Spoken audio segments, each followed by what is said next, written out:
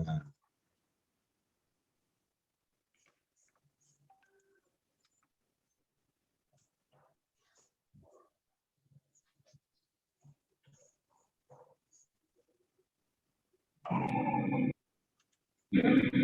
bisa kita mulai? Halo, kita mulai ya. Ya.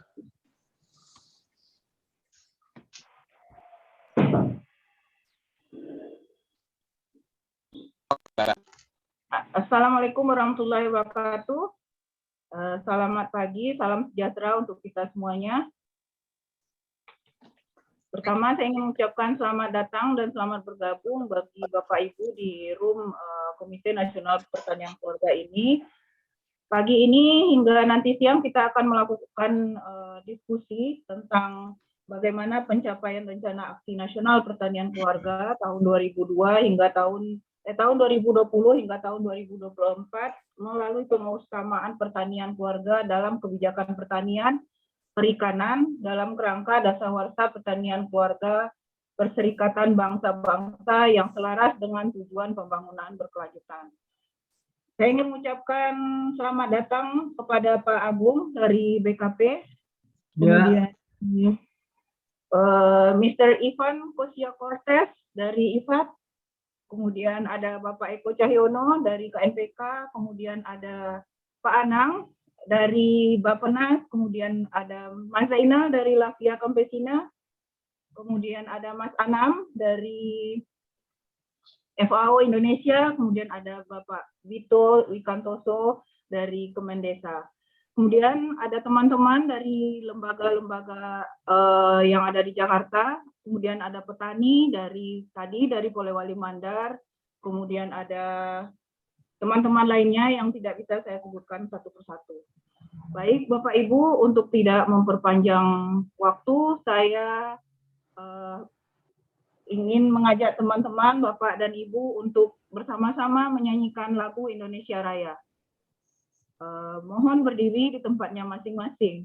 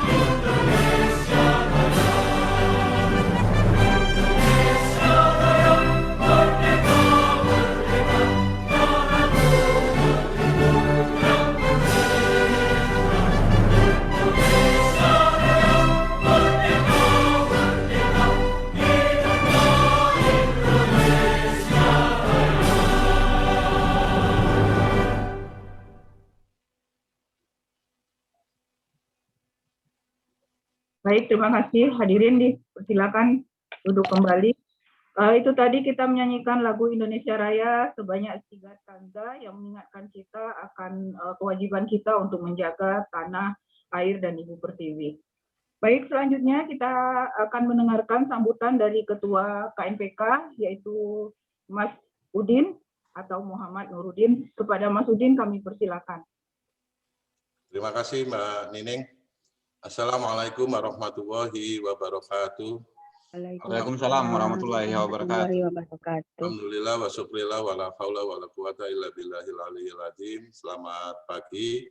Salam sejahtera untuk kita semua. Om Swastiastu, Namo Buddhaya, salam kebajikan. Namaste. Marilah kita bersama-sama panjatkan syukur kehadirat Allah Subhanahu wa taala atas karunia dan hidayahnya di pagi hari ini.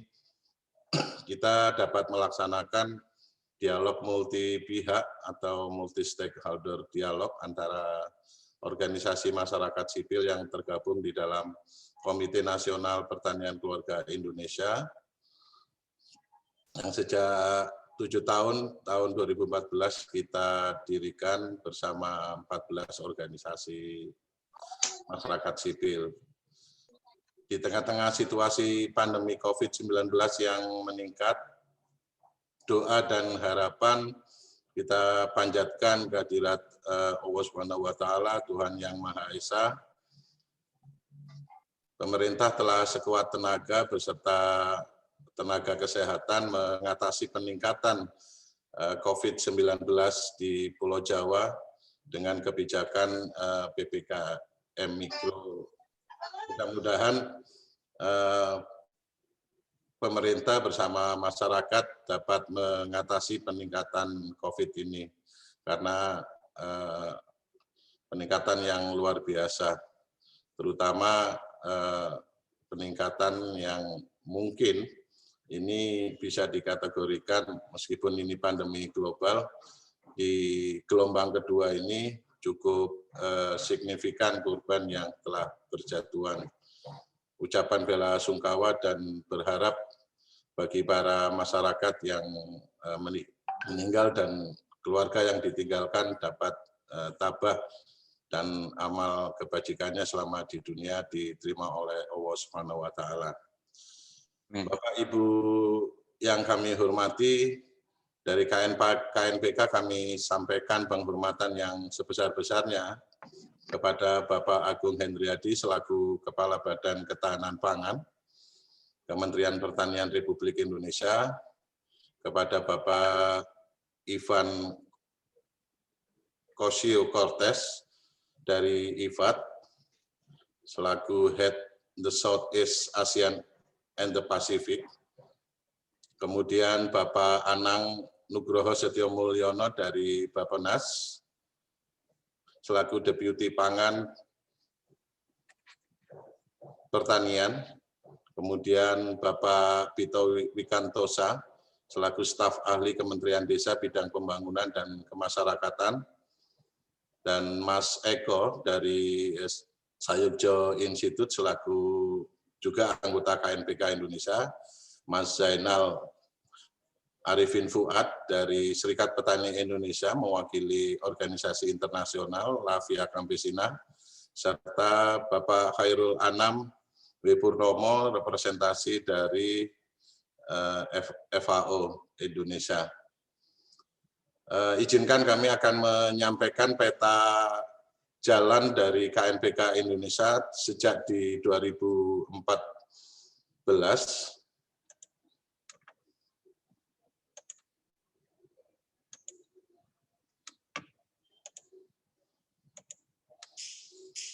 bahwa kita tahu sejak tahun 2014 oleh PBB ditetapkan menjadi tahun internasional pertanian keluarga. Dengan dukungan dari berbagai masyarakat sipil dunia dan utamanya FAO dan IFAD, Desember 2017 PBB telah menetapkan sebagai Dasawarsa Internasional Pertanian Keluarga tahun 2019-2028, dan karena penetapan melalui UN, maka negara-negara anggota PBB mendapatkan mandat untuk mewujudkan dasawarsa melalui suatu rencana aksi nasional pertanian keluarga di negara-negara bersangkutan. Maksud dari dasawarsa pertanian keluarga ini adalah sebagai sarana untuk melanjutkan upaya-upaya pemajuan kebijakan publik yang terkait dengan pertanian keluarga, sekaligus menjadi peluang bagi bangsa-bangsa di dunia untuk menyumbang kepada tercapainya tujuan pembangunan berkelanjutan. Menyangkut pengentasan, khususnya yang menyangkut pengentasan kemiskinan, nomor 1, penghentian kelaparan, pelestarian ekosistem darat dan laut, dan kesetaraan gender. Sejak ditetapkan Tahun Internasional Pertanian Keluarga di 2014, pada tahun yang sama, 14 organisasi masyarakat sipil Indonesia untuk mendukung perjuangan pertanian keluarga, itu terdiri dari berbagai organisasi serikat petani, serikat nelayan, kemudian organisasi pembela hak petani dan masyarakat pedesaan, lembaga penelitian, dan organisasi pemuda mahasiswa. Di tahun 2019, saat itu pada saat Hari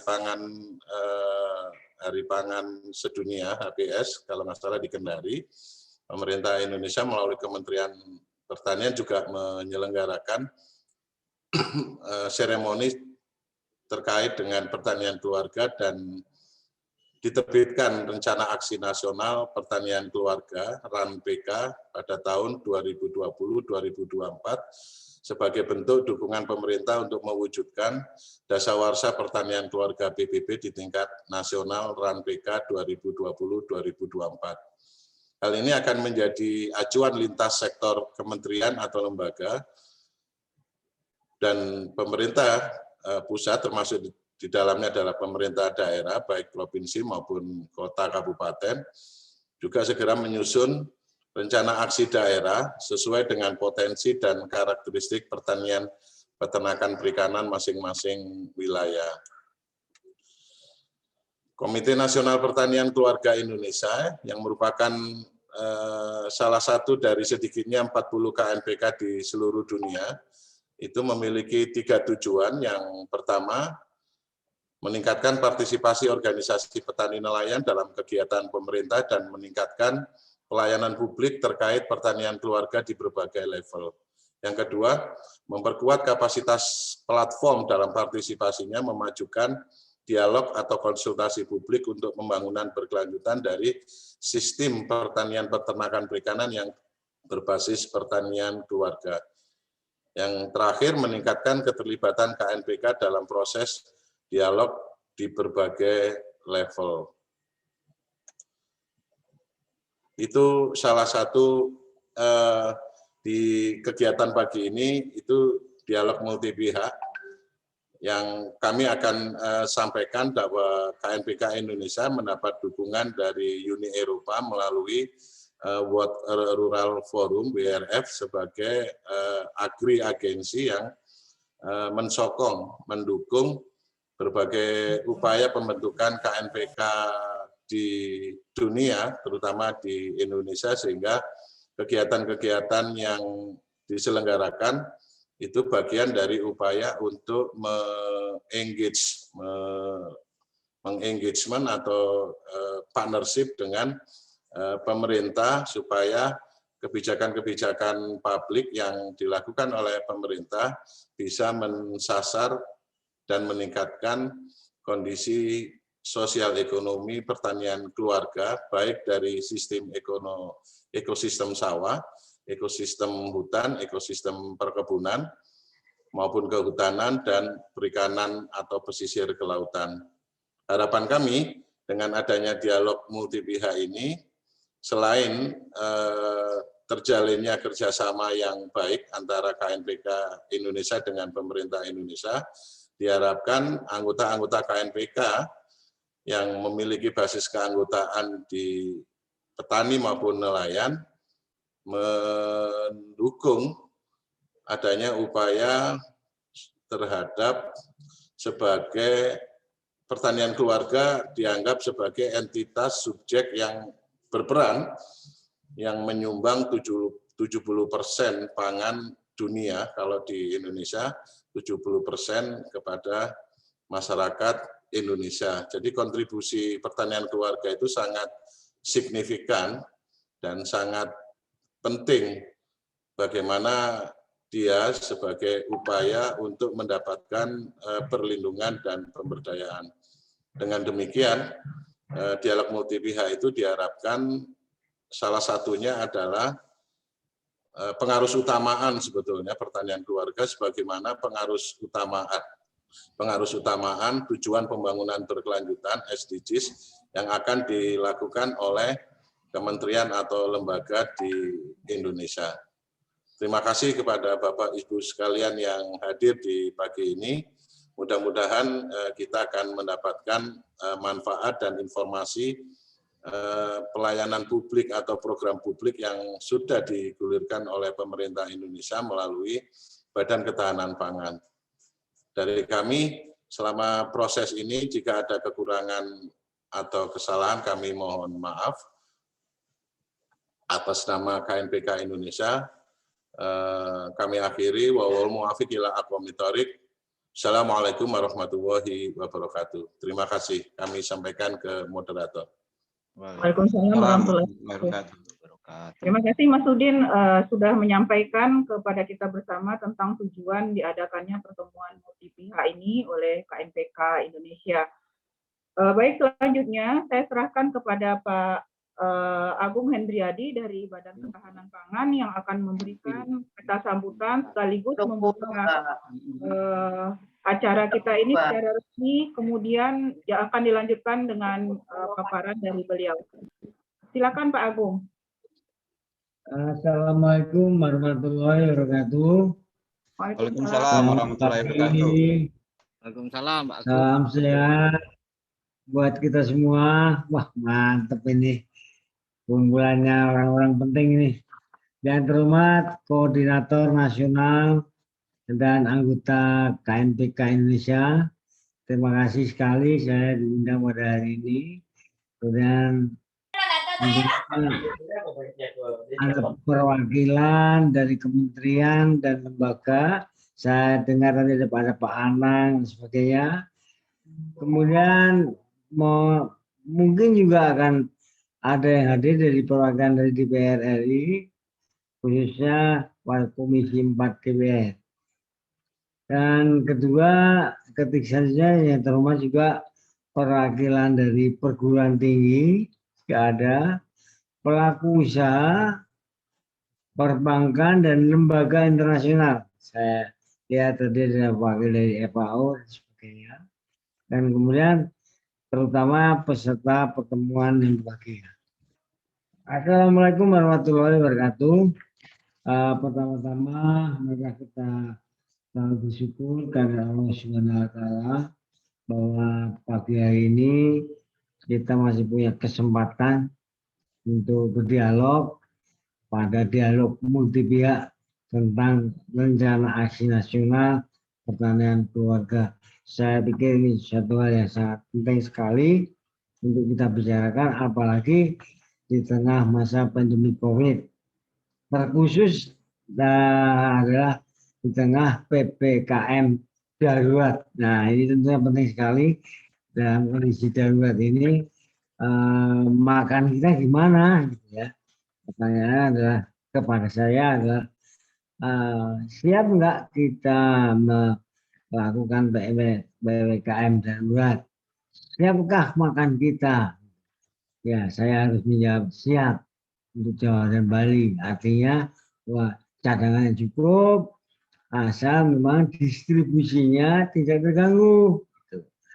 Nah, kita tahu bahwa rencana aksi nasional pertanian keluarga telah kita launching khususnya pada peringatan Hari Pangan Sedunia tahun 2019 di Kendari.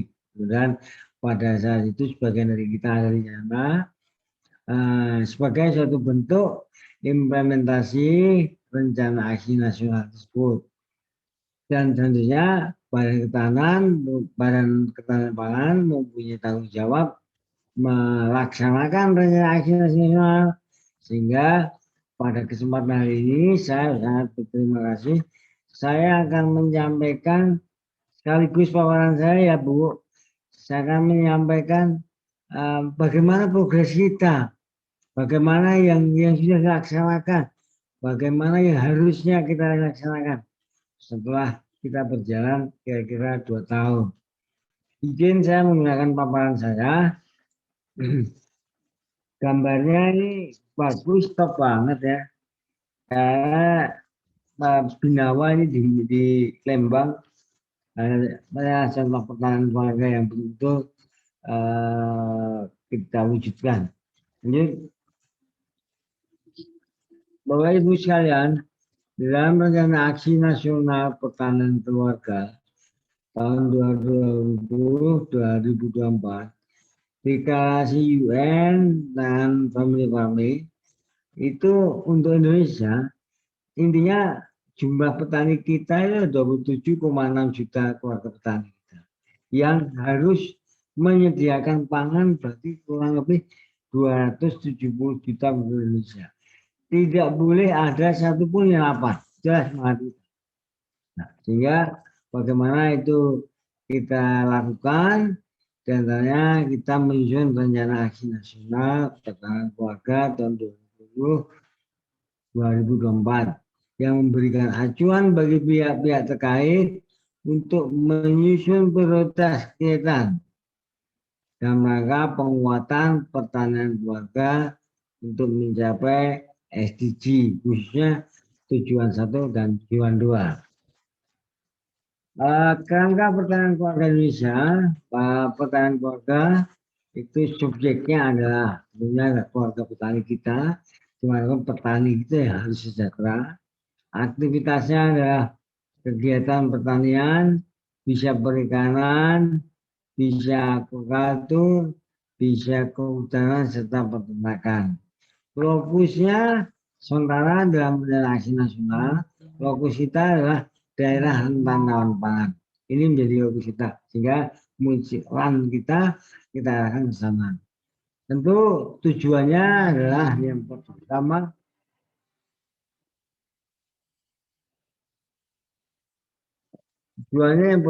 adalah meningkatkan ketersediaan, aksesibilitas dan pemanfaatan pangan untuk keluarga sesuai dengan kebutuhan gizi yang seimbang.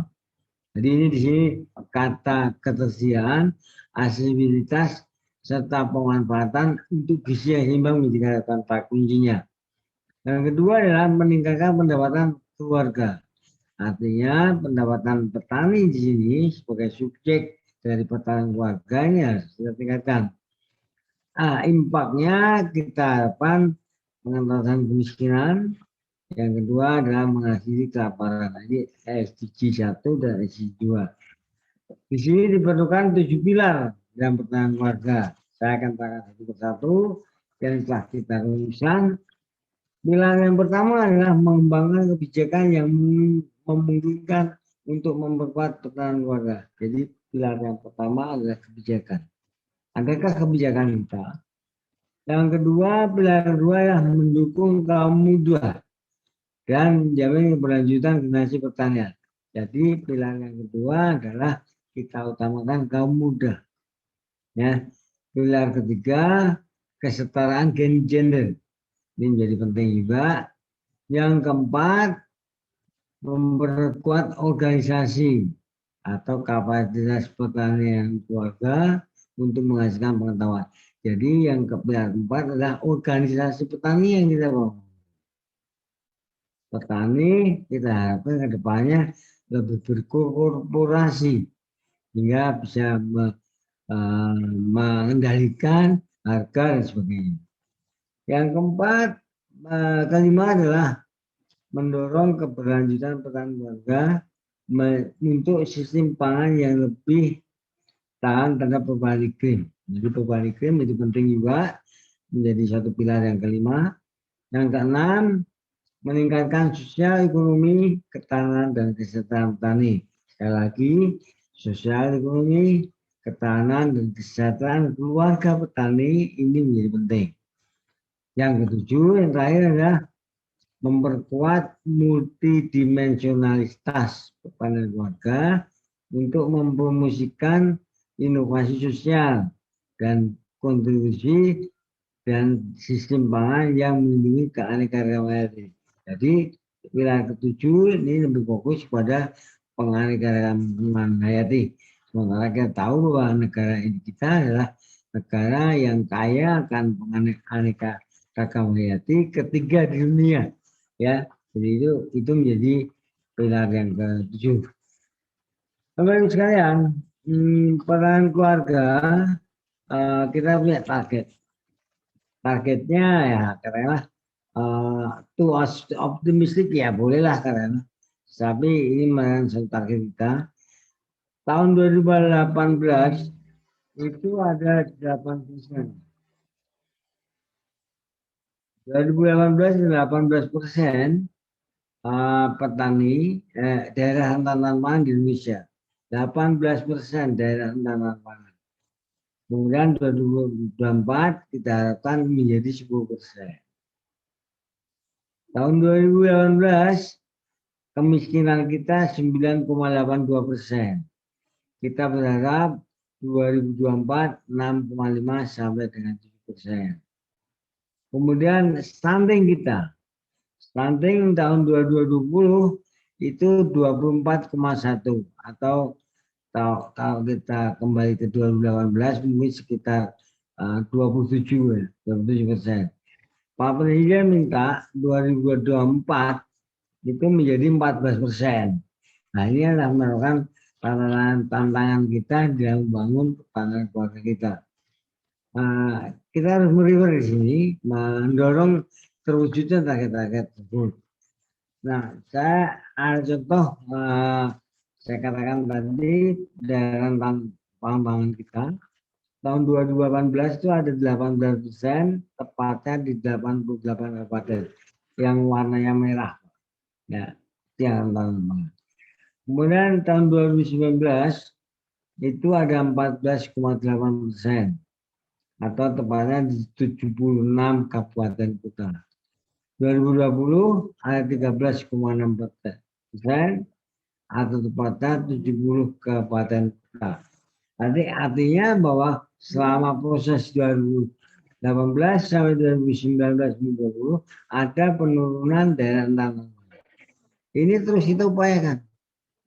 Ini harus terus kita upayakan untuk mencapai target tadi. Bahwa tahun 2024 kita harapkan tinggal 10%. Ini lanjut.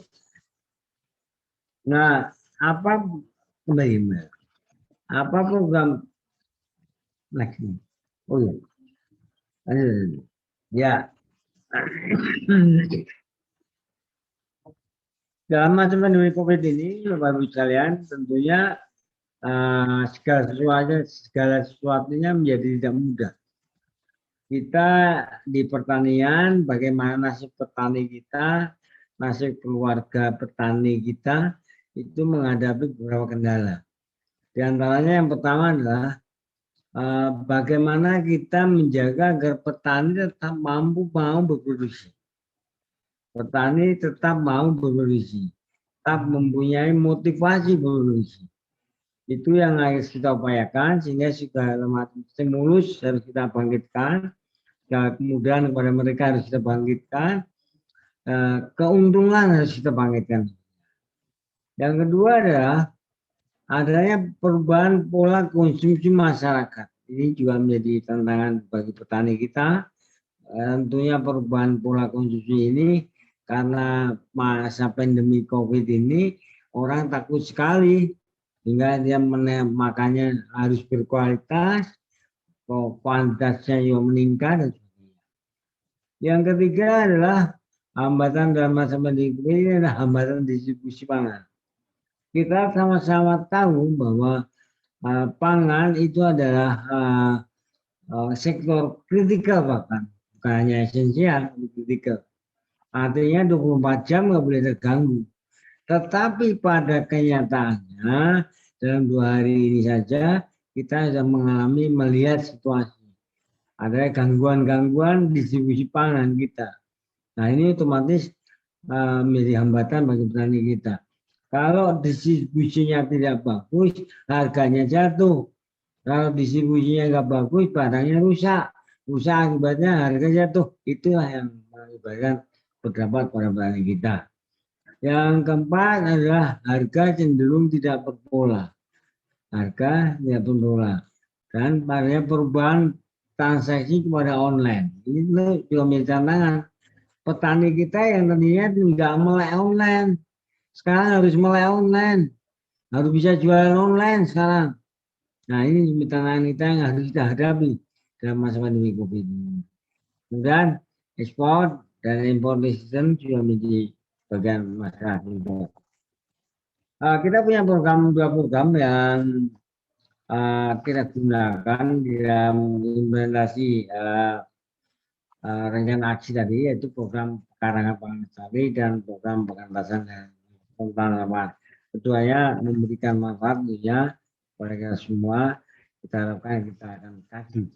Saya berikan contohnya adalah salah contoh yang ada sekarang adalah contoh di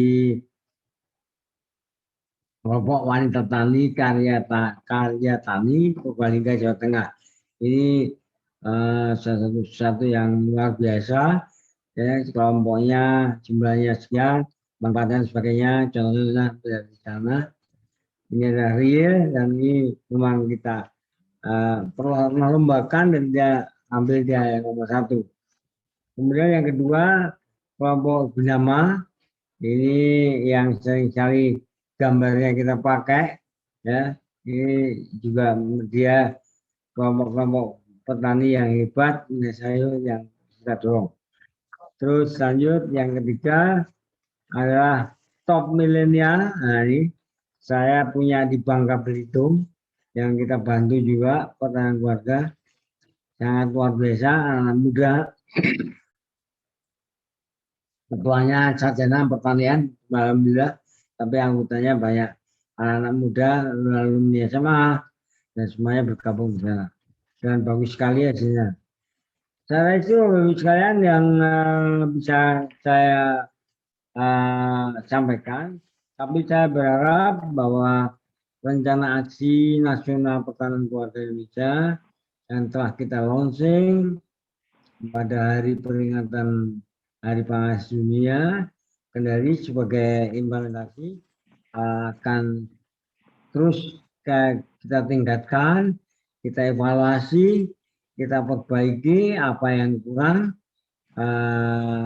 kita kritisi apa yang lebih, ya yang kita teruskan, terutama khususnya dalam dialog multi pihak yang dilaksanakan hari ini. Saya berharap kita semua akan mendapatkan masukan-masukan yang sangat berarti. Nah selanjutnya kami tentunya Kementerian Pertanian siap dan terbuka untuk berkolaborasi bekerjasama dengan semua sekunder dalam memajukan pertanian di Indonesia. Terima kasih kemarin dari KNKT bersama saya pergi ke Banten ya, kita melihat apa yang telah dikerjakan sama-sama oleh petani kita. Demikian lebih sekalian, wassalamualaikum warahmatullahi wabarakatuh. Waalaikumsalam warahmatullahi wabarakatuh. Terima kasih kepada Pak Agung sudah memaparkan tentang rencana aksi nasional pertanian keluarga. Menarik tadi apa yang disampaikan Pak Agung di slide terakhirnya tentang tantangan keluarga petani di masa pandemi. Tantangannya luar biasa karena harga yang jatuh, nggak tahu kondisi keluarga petani itu sekarang seperti apa, apakah tambah sejahtera atau bagaimana. Yang jelas sebelum pandemi saja BPS mencatat kita kehilangan keluarga petani, satu rumah tangga petani itu per 1 detik. Oke, selanjutnya kita akan lanjut kepada presentasi yang akan disampaikan oleh Bapak Gunawan dari Komite Nasional Pertanian Keluarga Indonesia. Kepada Mas Gun, saya persilakan.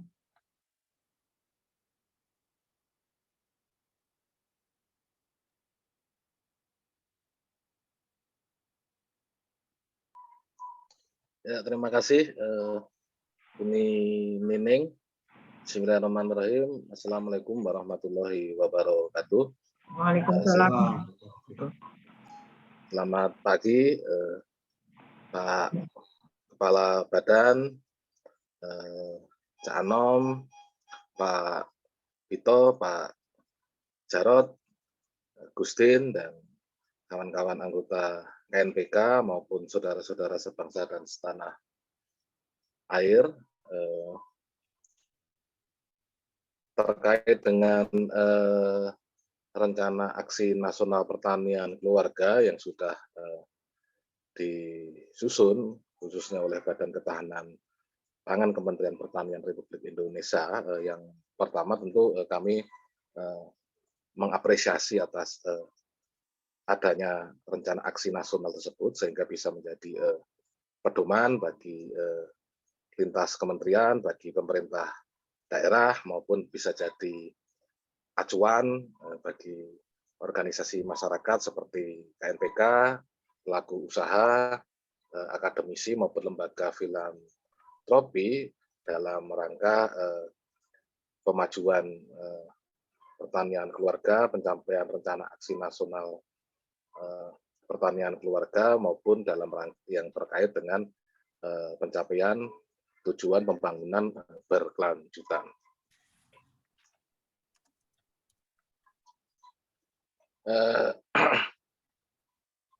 Mungkin slide-nya bisa diturunkan lagi di yang masalah agraria. Selain mengapresiasi, tentu saja kami memberikan masukan agar RAN-PK ini menjadi sesuatu yang dokumen hidup yang dinamis sesuai dengan perkembangan. Kalau kita amati di rencana aksi nasional pertanian keluarga itu sesungguhnya sudah memotret gitu ya permasalahan sempitnya lahan pertanian gitu.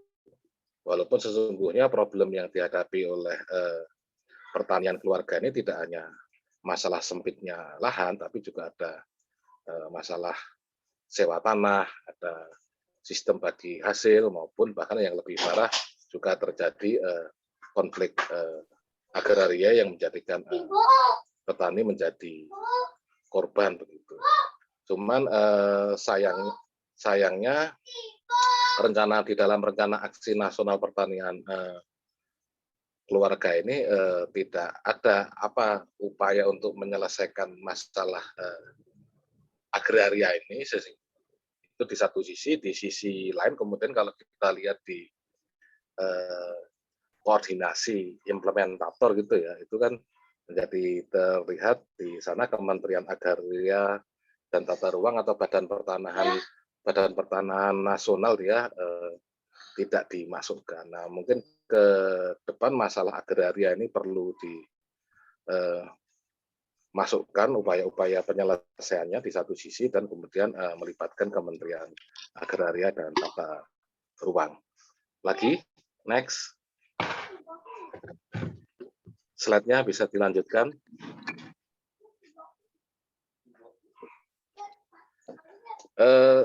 Untuk itu kan nampaknya perlu dikembalikan ke atas lagi.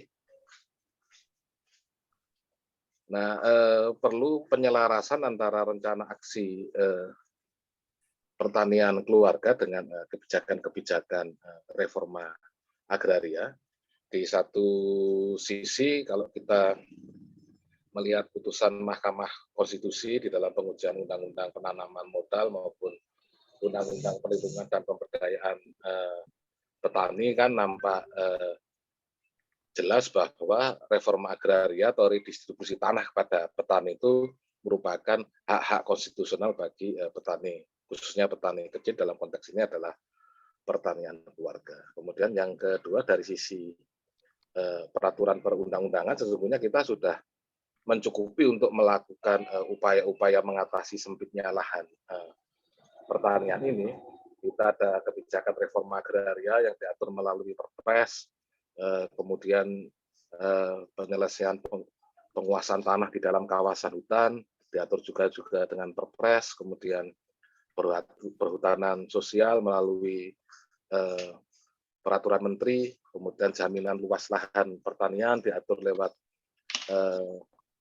PP dan lain-lain. Misalnya di dalam undang-undang perkebunan itu kan ada kewajiban untuk memfasilitasi pembangunan kebun masyarakat sekitar minimalnya 20%. Kemudian kewajiban tanam bagi importer hortikultura atau khususnya bawang gitu ya, dan juga tentang kawasan pengembalaan umum. Dan di sisi lain kalau kita melihat di dalam undang-undang desa sesungguhnya ada banyak sumber-sumber agraria jika asas rekognisi itu benar-benar dijalankan, kemudian kekayaan desa dapat dikelola dengan baik, sesungguhnya ada banyak ya, misalnya hutan milik desa. Kalau yang selama ini kan populernya hutan desa, itu kan perhutanan sosial, tapi undang-undang desa mengenal hutan milik desa. Kemudian mengenal juga mata air milik desa. Nah itu kan sesungguhnya bisa dikembangkan untuk mengatasi sempitnya lahan. Jadi kalau sinkronisasi peraturan perundang-undangan ya ada terkait agraria, terkait pelindungan petani, juga terkait dengan undang-undang desa. Lagi, next. Nah, yang kedua adalah masukan kami adalah terkait penguatan organisasi ini. Ada banyak keluhan dari anggota KMPK gitu ya, khususnya di Jawa Timur, di Blitar gitu, karena kelembagaan petani dan nelayannya ini dia depannya pakai aliansi misalnya, atau depannya tidak pakai poktan dan gak poktan, itu kemudian menghadapi masalah kaitannya koordinasi dengan dinas pertanian di kabupaten. Padahal kelembagaan tani yang didirikan sendiri oleh petani ini justru komponen yang mendasar, karena berarti dia memegang inisiatif. Kalau dia didukung, otomatis justru akan diperkuat. Kami sadari memang nampaknya Pak Kepala Badan lewat Juklak maupun Juknis coba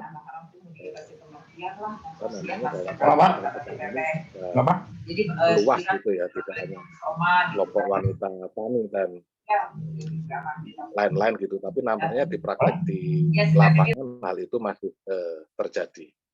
Lagi slide-nya turunkan lagi. Nah, Mahkamah Konstitusi juga telah memberikan konstitusionalitas terhadap kelembagaan petani yang didirikan sendiri oleh petani gitu ya. Nah, walaupun di dalam putusan Mahkamah Konstitusi itu membedakan antara kelembagaan petani yang didirikan sendiri oleh petani dan yang didirikan oleh pemerintah, yaitu membedakan antara poktan, gak poktan, asosiasi Dewan Komunitas dan kelembagaan petani yang didirikan sendiri oleh petani. Tapi kalau kita lihat di peraturan Menteri Pertanian tentang kelembagaan petani, itu kan tidak memisah hal itu. Walaupun di klausul soal pengaturan kelompok tani itu sudah ditegaskan bahwa boleh mempergunakan nama yang lain, misalnya syarikat dan sebagainya. Nah, berarti kan ke depan itu kan persoalan nama itu kan harusnya tidak dipermasalahkan, dan kemudian kelembagaan yang didirikan sendiri oleh petani itu justru tidak boleh didiskriminasikan. Lagi,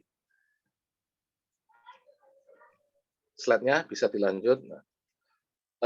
RAN-PK juga coba memotret masalah perubahan iklim gitu ya. Kalau bagi KNPK itu bahwa adaptasi terhadap perubahan iklim itu mau nggak mau ya harus memberikan perlindungan dan pemenuhan pemberdayaan terhadap hak-hak petani pemulia benih, karena dengan benih-benih idaman yang dikreasikan sendiri oleh petani ini, maka sesungguhnya upaya petani mengatasi perubahan iklim itu menjadi lebih mandiri, tidak tergantung di memang kemudian hal ini akan berpengaruh kepada politik subsidi BBM, subsidi benih dan bagaimana kebijakan terhadap hak petani pemulia benih yang juga oleh Mahkamah Konstitusi sudah diakui konstitusionalitasnya bahwa petani kecil ini boleh mencari,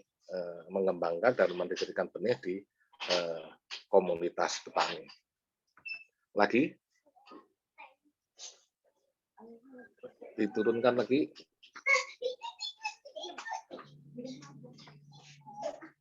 Nah, berikutnya masalah-masalah yang dihadapi di pertanian ini nampaknya juga akhirnya tidak cukup ya. Misalnya pertanian keluarga itu menjadi semacam program saja. Tapi kalau ini terkait dengan upaya pencapaian tujuan pembangunan berkelanjutan kan maka harus ada pengarus utamaan pertanian keluarga dalam kebijakan pertanian dan perikanan yang itu di tingkat kebijakan itu ya disusun secara multi pihak, multi sektor dan hasilnya bisa terukur secara multi efek seperti yang dijelaskan Pak Kepala Badan tadi. Ada ini terkait dengan masalah hak atas pekerjaan, masalah hak atas pangan, masalah kelestarian lingkungan hidup dan lain-lain. Nah itu beberapa hal yang menjadi masukan terhadap RAN-PK dari KNPK. Terima kasih. Wassalamualaikum warahmatullahi wabarakatuh. Waalaikumsalam warahmatullahi wabarakatuh. Terima kasih Mas Gunawan. Saya sudah mencatat beberapa poin penting yang tadi disampaikan oleh Mas Gunawan. Pertama terkait dengan masalah-masalah yang dihadapi oleh petani saat ini yang belum diakomodir di dalam RAN-PK terkait masalah sewa tanah, sistem bagi hasil, konflik agraria, kemudian masalah kelembagaan petani yang berbeda dengan Poktan dan Gapoktan, kemudian masalah bagaimana kita menjadikan pertanian keluarga tidak hanya sebagai program di Badan Ketahanan Pangan, tetapi menjadi pengarus utamaan di berbagai lembaga terkait dengan pertanian keluarga. Baik, terima kasih Bapak Ibu semua. Selanjutnya kita akan memasuki sesi tanggapan yang akan disampaikan oleh beberapa penanggap yang sudah hadir bersama kita saat ini. Bapak Ibu ini nanti akan menyampaikan tanggapan terhadap RAN-PK yang sudah ditetapkan di Kendari, yang tadi disampaikan oleh Pak Agung Hendriadi. Di sini sudah ada 7 orang penanggap. Yang pertama yaitu Mr. Ivan Cosio Cortez dari IFAD. Beliau adalah Country Director Head of the Southeast ASEAN and the Pacific. Kemudian ada Bapak Eko Cahyono dari Komite Nasional Pertanian Keluarga Indonesia. Kemudian ada Insinyur Anang Nugroho dari Bappenas. Kemudian ada Mas Zainal Arifin dari Lavia Campesina, ada Pak Bito dari Kemendesa, ada Mas Khairul Anam dari FAO Indonesia, dan terakhir dan satu-satunya perempuan ada Mbak Dewi Kartika dari Konsorsium Pembaruan Agraria. Untuk sesi kedua ini saya akan menyerahkan kepada Mas Priyadi. Silakan Priyadi. Terima kasih Nining. Assalamualaikum warahmatullahi wabarakatuh. Sangat menarik paparan dari Pak Kaban Ketahanan Pangan dan juga Pak Gunawan barusan terkait bagaimana kemudian pekerjaan tentang bagaimana pertanian keluarga itu dijadikan sebagai pengarus utamaan di dalam program pemerintah Republik Indonesia. Nah, tadi barusan sudah disampaikan paparan dari Pak Agung dan juga Pak Gunawan. Nah, kita sekarang mohon tanggapan terkait pertama ya pasti tentang pilar yang tadi disampaikan oleh Pak Agung dan juga kemudian terkait bagaimana kemudian ada masukan-masukan, ada beberapa hal yang Komite Nasional Pertanian Keluarga pandang bahwa ini merupakan hal yang penting untuk dimasukkan input, serta juga bagaimana keterkaitan antar kementerian dan lembaga di Republik Indonesia ini. Untuk pertama, saya mohon Bapak Ivan Casio Cortez dari Country Director Head of the Southeast Asian and the Pacific Hub dari IFAD. Dipersilahkan, Pak. Terima kasih, Pak. Selamat pagi. First of all, I have to start apologizing for speaking in English. Unfortunately, it seems that at my age, I don't have the capacity to learn a new language. I promise you that I am studying Bahasa Indonesia. I have an excellent teacher, but the student is very bad. The student is terrible. So I will make more efforts to continue, and I hope that soon I will be able to speak in Bahasa Indonesia. First of all, I would like to thank sincerely to the National Committee on Family Farming for this invitation, which I happily accepted on behalf of IFAD. I have to particularly thank the National Committee itself, the Steering Committee, and to greet all of you, and to Pak Agung Hendriahi, Head of the Food Security Agency of the Ministry of Agriculture, to Pak Muhammad Nuruddin, Coordinator of the National Committee. All we know that we are in the middle of the decade of family farming. And maybe it makes sense to think a little bit on why this decade was declared and what we should expect from the decade. Because the decade of family farming will not resolve all the problems and issues we have, of course. But it can contribute a lot to increase the awareness on the importance of the family farming globally, and to make everybody in the world more aware of how important it is, and also about the challenges that family farming faces and about the solutions that these challenges deserve and can benefit from. The decade also is expected to influence on public policies, meaning that based on this increased awareness and on the discussions that are taking place everywhere, including discussions like this one that we are having this morning in Indonesia, it can influence these conversations with the participations of the governments, of the farmers' organizations, of social organizations, of the academy, NGOs, international organizations like IFAD, FAO, and others. It is important that we are aware that somehow this can influence positively the public policies in benefit of the family farming. So this is a second element. And the third element, I would say, that during the decade of family farming, we should work to find ways so that each stakeholder, each of us in our organizations, can contribute more and better to strengthening the family farming in concrete terms. So awareness, I would say, is a key element. Second, how we can contribute and influence on public policies that benefit family farming. And third, what our contribution can be and how we support the family farming in concrete terms in this framework of better policies and of more awareness.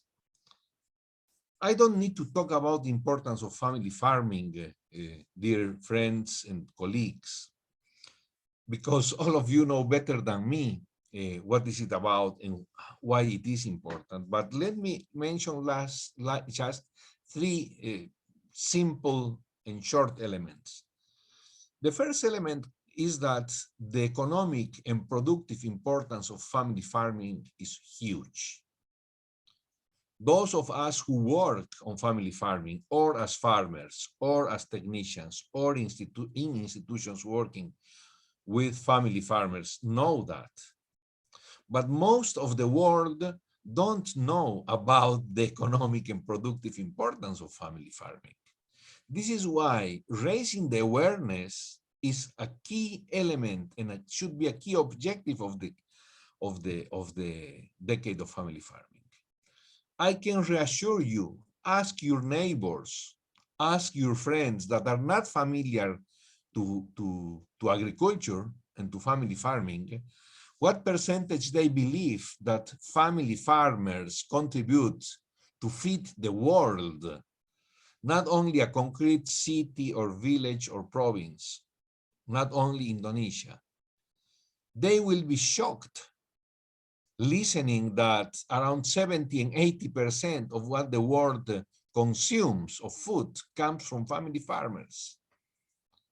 So I don't need this is not new to you, but this is essential. Without family farmers and without family farming, the world wouldn't be able to feed itself.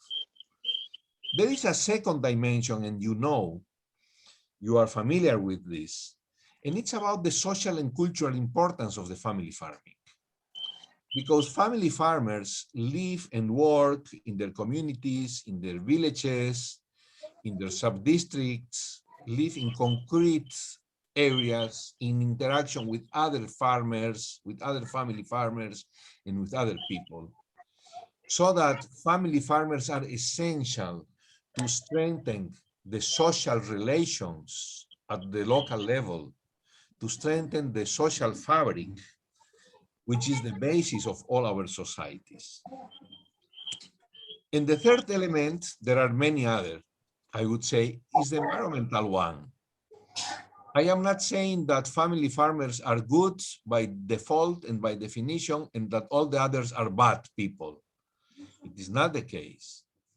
But it is absolutely clear that family farmers are more aware of the environmental importance of agriculture and are absolutely aware of the necessity of preserving the soil to make a rational and sustainable use of water, to fight against pests without damaging the environment. So there is a very important role of family farming that family farming plays in preserving the environmental sustainability. In Indonesia, these elements are even more important due to the agrarian structure, with a so big number and percentage of family farmers and farmers in general with very small plots and farms.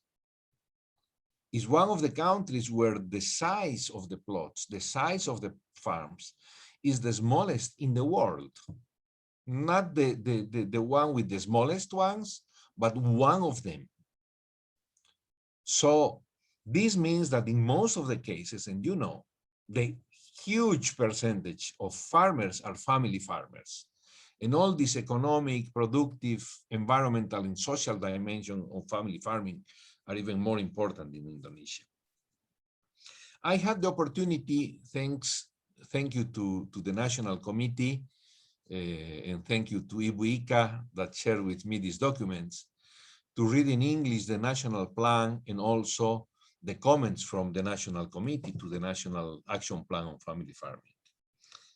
And it is clear, and I really appreciate the pillars that are presented in the family, in the National Action Plan prepared by the government, and also appreciate the high importance that it provides as objectives of the plan to increasing the availability, the access, and the good use of food, and to increasing and improving the family income. Because it's obvious that only increasing in production and improving the production is not enough. also the welfare and the income of the families is essential to take into account. And I also went through the pillars, and I read also the comments from the National Committee. And I have to say that I agree with both in general terms. You can find one element here, one element there. You could say, okay, it could be worded or phrased in a different way. You could pay more emphasis here, or maybe, you see, you can go to this more detailed level of comments. But I sincerely agree with both the plan and the comments from the National Committee. In reality, what I would say is that there is, in general, an important agreement on what to do in order to improve the conditions of the family farmers and to benefit more the family farming. We know that it is important to increase the productivity, to have better access to better inputs and to training and technical assistance. We know that the role of farmers' organizations is essential, is fundamental. We know that it's very important to help to support family farmers to improve their technical capacities and knowledge, and also their better knowledge about how the markets work. We know that the sustainability and increasing income are key elements. All we agree on that. So I believe that at this point, with this broad level of agreement, of consensus, what is more important, I mean, we agree on the what to do. The most important thing, in my opinion, is to discuss and agree on how to do it. Because only discussing and agreeing on how to move ahead is that we are going to concretely and effectively contribute to family farming to be in better conditions, to continue feeding the world, and to improving the welfare of each family farmer and their families. So concrete actions is what we need. And many of us have concrete actions in place. But it is important that we continue thinking and talking about that.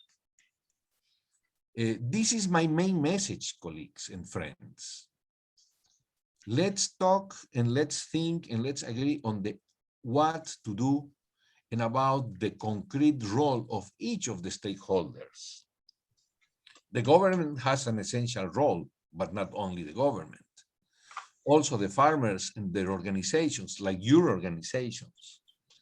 The NGOs have a role to play. The international institutions like IFAD, FAO, and others have a role to play. So let's discuss around the what to do in concrete, how we interact and complement our actions to have more effective participation to benefit the family farming. IFAD, two last messages. The first one is to reassure you the commitment of IFAD with family farming, but it goes beyond that. IFAD was established to work with family farmers. Family farmers are the core of IFAD, and therefore we are totally focused on supporting and working with family farming. And I'm happy for that, but it doesn't mean that all what we do is okay.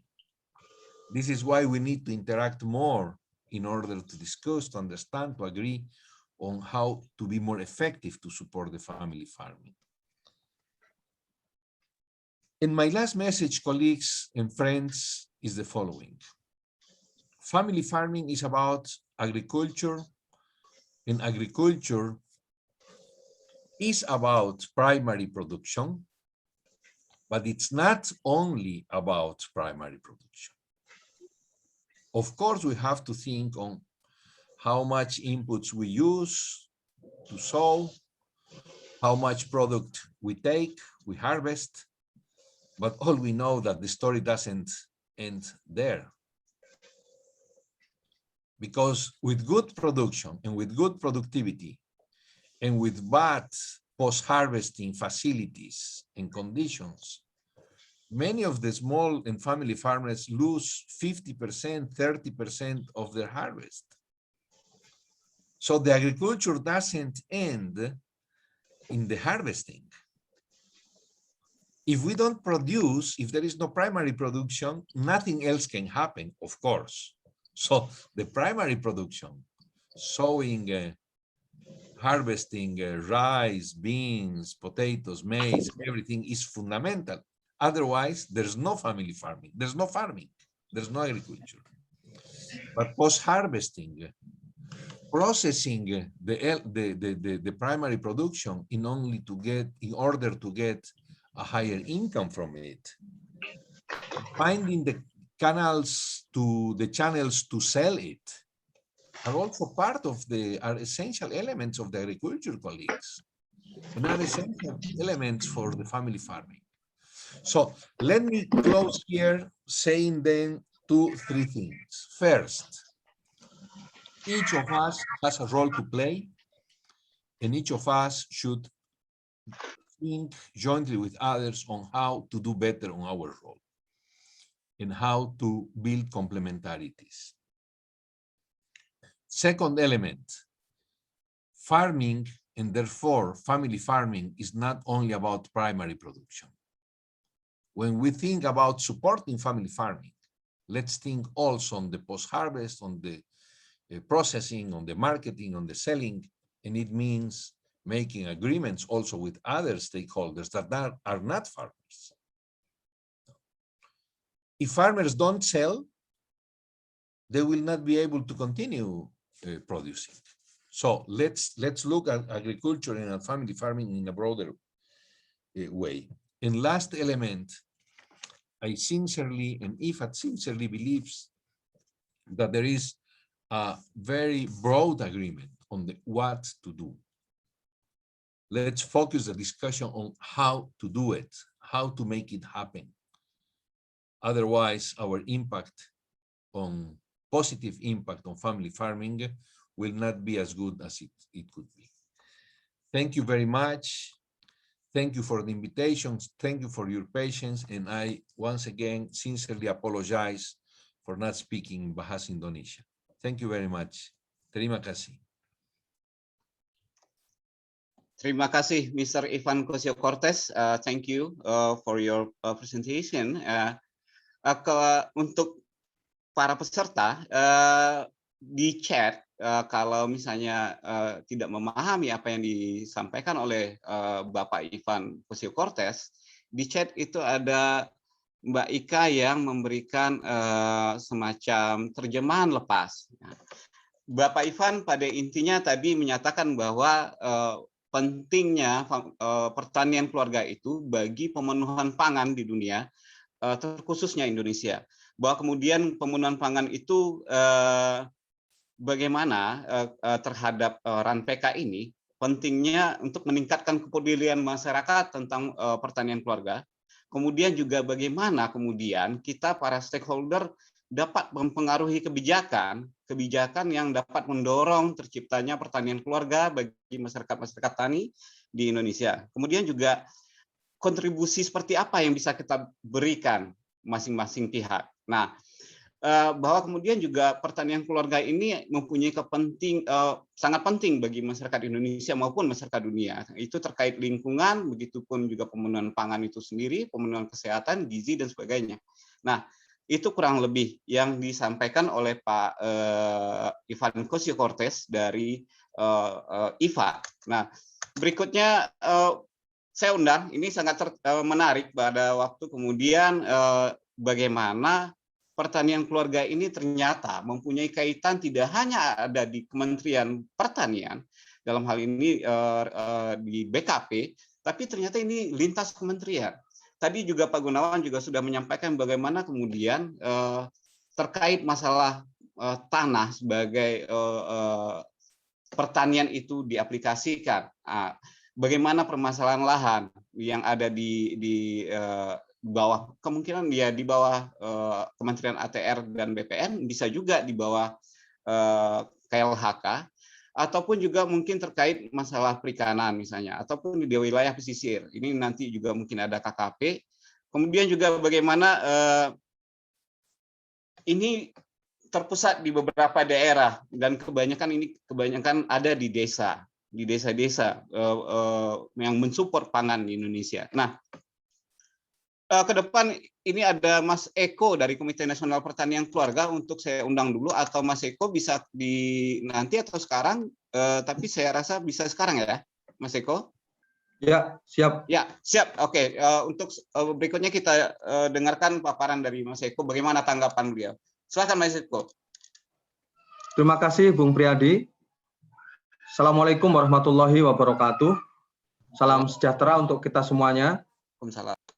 Terima kasih atas paparannya, dan pertama mewakili KNPK secara keseluruhan, apa yang akan saya sampaikan secara prinsip itu sudah termaktub di dalam presentasi Mas Gun untuk RAN-PK itu. Namun saya ingin mengembangkan sedikit beberapa catatan tadi dalam perspektif yang mungkin menambah detail saja, Mas Priadi dan Bapak Ibu sekalian, dari beberapa usulan KNPK. Karena selain di KNPK, saya juga aktif di lembaga Sayugyo Institute yang concern di persoalan agraria, dan juga mengajar di Fakultas Ekologi Manusia IPB, Institut Pertanian Bogor. Pertama, terima kasih dan selamat atas tersusunnya dokumen RAN-PK ini yang kita sama-sama dorong ya Mas Priadi dan KNPK, dan akhirnya hari ini kita punya dengan kata kunci dari Mas Gun tadi. Ini mudah-mudahan bisa jadi living dokumen atau dokumen yang tumbuh, sehingga kita bisa sama-sama memperkaya dan melengkapinya selaras dengan dinamika dan tantangan yang terus dihadapin. Bagaimana tadi juga Pak Ivan menyampaikan tantangan-tantangan di level global itu. Catatan saya yang pertama adalah soal ruang lingkup dari pertanian keluarga ini. Yang ini ada di bab kerangka pertanian keluarga. Menurut saya, Ibu Bapak sekalian, mendudukkan pangan tidak bisa dibatasi semata sebagai kebutuhan dasar atau bahkan disempitkan sebagai kebutuhan kesehatan. Saya ingin dokumen ini menambahkan dan menegaskan bahwa soal pangan itu adalah hak konstitusional. Dengan demikian, kita ingin mendudukkan bahwa persoalan pangan juga persoalan kedaulatan bangsa, gitu, dan soal ekonomi politik sebagai sebuah bangsa dan negara. Hal ini nanti berimplikasi pada turunan strategi dan implementasi selanjutnya. Karena itu kita ingin melihat bahwa di dalam perjuangan KNPK, mungkin tadi Mas Gun juga menyinggung sedikit, saya menambahkan saja bahwa kita ingin meletakkan bahwa perjuangan KNPK di Indonesia ini juga sebagai satu counter terhadap industrialisasi pangan dan kapitalisme pangan dalam skala luas di dunia.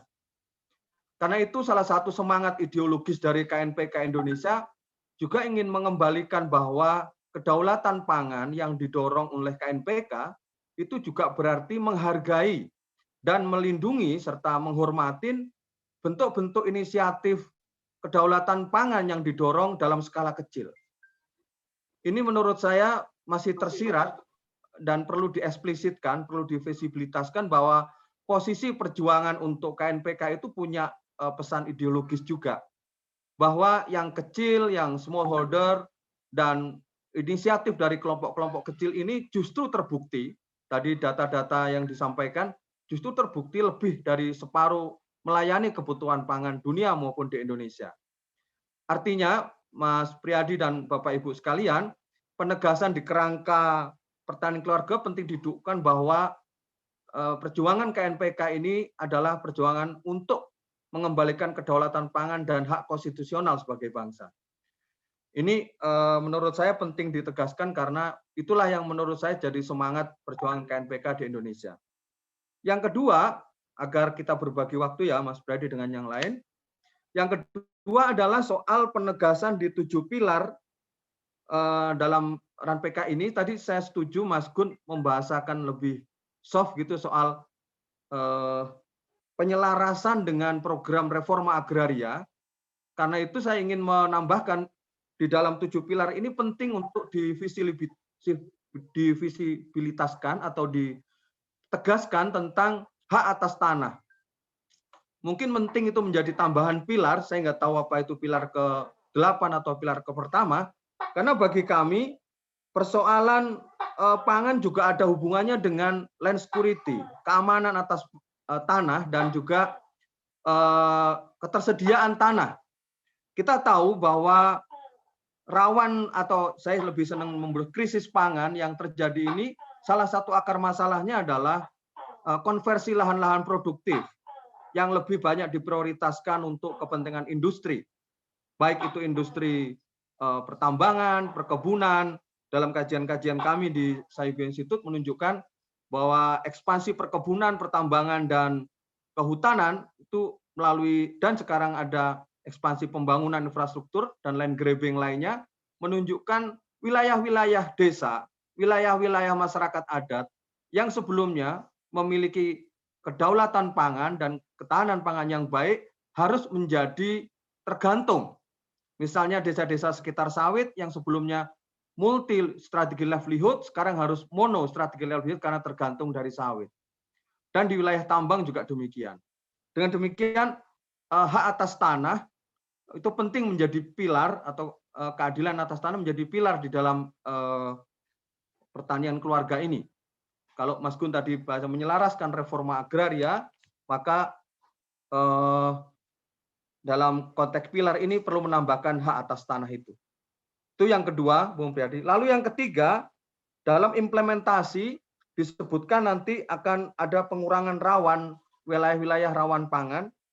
Memang ini sebagai pengkayaan saja. Saya lebih senang menyebutnya sebagai krisis pangan gitu, karena itu juga terjadi di dalam baik di anggota KNPK Indonesia maupun di tempat-tempat lain tadi saya sebutkan, khususnya di wilayah yang sedang ada ekspansi land grabbing itu. Sehingga penting ketika menyebut rawan pangan atau krisis pangan, menurut saya tadi, penting untuk juga melihat ulang apa sebenarnya akar masalahnya. Apa akar masalah dari rawan pangan ini? Ini menentukan nanti pada soal target pengembangan apa yang harus dilihat ulang di dalam RANPK ke depan hingga tahun 2024 ini. Karena itu bagi kami krisis pangan diantaranya juga akibat dari ketimpangan struktur agraria, baik kepemilikan, penguasaan, distribusi, akses dan pemanfaatan terhadap sumber-sumber agraria. Hal ini menurut kami menjadi faktor utama dari krisis pangan itu terjadi. Dengan demikian nanti RANPK ini juga penting memasukkan bagaimana pengurangan ketimpangan itu dilakukan sebagai bagian dari hulu masalah di krisis pangan ini. Juga karena yang kedua adalah ketiadaan pengakuan legal wilayah-wilayah pangan lokal adat dan komunitas lainnya, sehingga mereka dianggap tidak memberi kontribusi di dalam upaya untuk mendapatkan perbaikan dan kedaulatan pangan. Dengan demikian, dalam implementasi ini perlu menegaskan atau mengeksplisitkan tentang pengakuan-pengakuan terhadap wilayah pangan adat dan pangan lokal yang memang terbukti dalam syarat-syarat tertentu memang menunjukkan dalam mengatasi krisis pangan itu. Yang ketiga adalah soal konversi lahan produktif yang saya sebutkan, penting dalam mengeksplisitkan tadi disebut sebagai menyusun kebijakan pusat dan daerah yang pro terhadap upaya pertanian keluarga ini. Saya ingin memberi contoh di dalamnya, menurut saya adalah upaya untuk pengakuan wilayah-wilayah, menguatkan ulang tentang perlindungan tanah-tanah produktif atau permanen di wilayah-wilayah tertentu. Jadi kebijakan itu salah satunya menurut kami adalah perlindungan terhadap wilayah-wilayah produktif, wilayah-wilayah yang memang terbukti sebagai sumber pangan, agar tidak diganggu, agar tidak dikalahkan dengan program-program lainnya yang justru kontra terhadap pertanian keluarga ini. Sehingga penting penegasan di implementasi ini adalah soal bagaimana pengakuan negara terhadap wilayah-wilayah produktif pangan sebagai bagian dari pengurangan krisis atau rawan pangan. Ini sudah ada beberapa cantolan, mungkin RAN-PK ini lebih menegaskan lagi wilayah-wilayah yang menjadi produktif pangan itu tidak terganggu dengan ekspansi pembangunan lainnya. Kita tahu, Bung Priyadi dan kawan-kawan semuanya, Bapak Ibu, ini penting karena kita menghadapi food estate, kemudian kita menghadapi ekspansi mega infrastruktur yang menerabas seluruh upaya-upaya yang sedang kita dorong dalam KNPK ini. Wilayah-wilayah produktif yang seharusnya menjadi pondasi bagi ketahanan pangan dan kedaulatan pangan rakyat harus dikalahkan dengan program-program atas nama misalnya strategis nasional atau proyek-proyek strategis nasional. Ini menurut saya penting, kita akan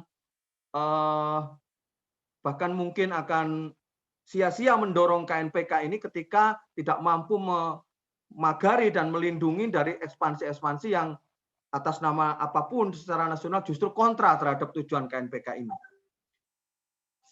Terakhir, Mas Priyadi, tentang target pengembangan yang ditulis di dalam naskah RAN-PK ini menurut saya sudah sangat bagus. Yang paling dominan adalah penurunan kemiskinan dan pengurangan wilayah-wilayah rentan pangan. Namun saya masih belum melihat definisi kemiskinan yang dimaksud di sini sebagai definisi kemiskinan yang bersifat struktural, masih sempit dimaknai sebagai kemiskinan yang orientasinya lebih ekonomistik. Padahal kita mengenal beragam bentuk kemiskinan yang terjadi di masyarakat, bukan saja kemiskinan yang bersifat kultural, struktural, tapi juga ada yang relasional. Kemiskinan relasional ini ingin kita tunjukkan bahwa ada sebab akibat yang menyebabkan kemiskinan terjadi. Di wilayah-wilayah yang sebelumnya produktif saya sebut tadi, menjadi miskin akibat dari hilangnya hak atas tanah mereka. Sistem tenurial mereka, sistem livelihood mereka yang baik harus dikalahkan dengan proyek-proyek strategis nasional, dengan ekspansi perkembangan, dan lain-lain. Sehingga mengatakan pengurangan kemiskinan dalam RAN-PK ini sebenarnya mesti diselaraskan dengan satu program-program lain untuk pengakuan dan perlindungan terhadap masyarakat dan petani. Khususnya pertanian pangan dan pertanian lainnya. Ini pengkayaan atau perluasan pada makna kemiskinan tadi. Yang kedua, penurunan wilayah rentan ini menurut saya bagus, tetapi saya ingin menambahkan dalam proses mengukur wilayah-wilayah rawan pangan ini, penting satu mekanisme yang sifatnya partisipatif dan demokratis, tidak top down ala standar pemerintah saja, tapi melibatkan teman-teman CSO, masyarakat sipil, komunitas, yang lain-lain, sehingga kriteria rawan atau krisis pangan itu bukan satu indikator dari pemerintah, tapi memang juga dilengkapi dengan indikator-indikator yang memang empirik terjadi di lapangan. Mekanisme ini penting karena kita melihat wilayah-wilayah yang disebut rawan atau krisis pangan itu punya sebab dan akar masalah yang berbeda-beda. Sehingga skala prioritas kebijakan RAN-PK hingga 2024 tadi memang relevan dan tepat dengan situasi yang dihadapi oleh teman-teman KNPK Indonesia dan wilayah-wilayah lain yang menjadi rekomendasi utama dari KNPK ini. Terakhir, Mas, dari poin yang target pengembangan ini adalah meskipun sudah dijelaskan dalam pilar itu adalah perlindungan terhadap lingkungan, akan baik jika penguraian dari perlindungan terhadap sustainability ekologis atau keberlanjutan ekologis itu menjadi satu paket lengkap, bukan saja tambahan, tetapi dalam upaya perlindungan terhadap pertanian keluarga itu memang wajib untuk menegaskan tentang prinsip-prinsip keadilan ekologis dengan arti bahwa petani mesti dilihat bukan saja hubungannya dengan tanahnya, tapi juga sebagai bagian ekosistem dari tanah dan airnya. Dengan demikian, melindungi lingkungan itu artinya melindungi ekosistem petani, tanah, dan airnya. Dengan demikian di dalamnya juga mesti ada prinsip-prinsip HAM tentang petani itu. Penegasan itu penting, Mas Priyadi dan Bapak Ibu sekalian, agar RAN-PK ini memang sejak awal, mumpung masih baru di launching dan baru kita diskusikan, dia punya satu menjadi rujukan yang kokoh gitu, baik secara keadilan sosial maupun keadilan ekologis, karena itulah yang menjadi spirit dari upaya perjuangan KNPK Indonesia.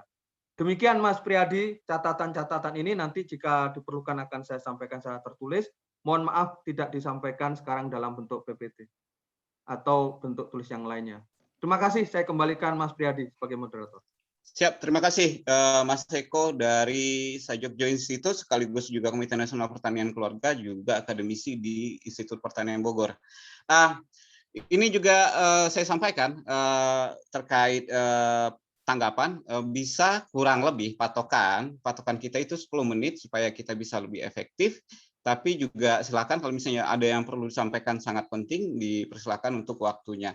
Nah, dari paparan dari Mr. Ivan dan juga Mas Eko tadi jelas bahwa ada kesepahaman bagaimana kemudian semua stakeholder, baik kementerian, lembaga, bahkan di luar kementerian dan lembaga, termasuk di dalamnya masyarakat, untuk bisa saling memajukan. Kemudian timbul suatu masalah yang mungkin sudah lama, yang menjadi bancahan untuk kita permasalahkan, yaitu masalah agraria, masalah lahan, masalah tanah dan tanah pertanian. Nah, kemudian juga ada terkait sistem strategis, bagaimana kemudian ini bisa jalan secara simultan dan semuanya bergerak untuk saling mendukung. Nah, di depan saya ada Bapak Insinyur Anang Nugroho Setio Mulyono M.EM. Saya tidak tahu itu singkatan dari keilmuan apa, cuman saya singkat. Ini Pak Anang ini adalah Direktur Pangan dan Pertanian dari Kementerian Perencanaan Pembangunan Nasional atau Badan Perencanaan Pembangunan Nasional Bappenas. Apakah Bapak Anang sudah hadir di sini, Bapak Anang? Pak Priadi, mohon izin kami wakili beliau, Pak. Oh, siap. Ini dengan Bapak siapa? Dengan Jarot, Pak Pri. Pak Jarot. Siap, Pak Jarot dari Pangan dan Pertanian Bappenas ya, Pak? Betul, Bapak. Siap. Silakan Pak Jarot. Ya. Baik, makasih banyak Pak Priadi. Assalamualaikum warahmatullahi wabarakatuh. Salam sejahtera bagi Bapak Ibu sekalian. Pertama-tama kami memohon izin karena Pak Direktur agenda vaksinasi, Bapak Ibu sekalian, jadi mewakilkan kepada kami untuk diskusi yang penting ini. Kami menyampaikan terima kasih atas undangannya dan kami sangat menghargai karena ini seiring dengan apa yang telah kita rencanakan dan telah kita lakukan selama ini. Kami akan menyapa dan terima kasih Pak Kepala Badan PKP, Pak Agung, Bapak Ibu di KNPK, Pak Ketua, tadi Pak Koordinator, dan seluruh anggota KNPK. Begitu juga mitra pembangunan, tadi hadir Pak Ivan dari IFAD. How are you Pak Ivan? Dan juga FAO, tadi kami lihat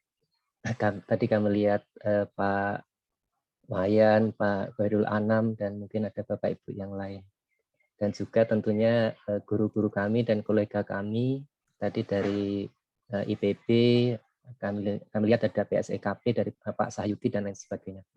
Di sini kan kami share bahan Pak untuk panduan kami menyampaikan apa yang telah disiapkan oleh Bapak Direktur sebetulnya. Silakan Pak.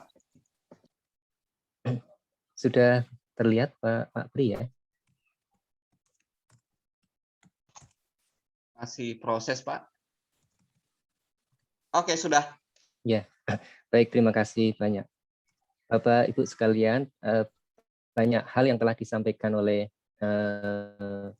Pak Kepala Badan, Pak Gun tadi, dan juga Pak Ivan, terkait beberapa isu penting.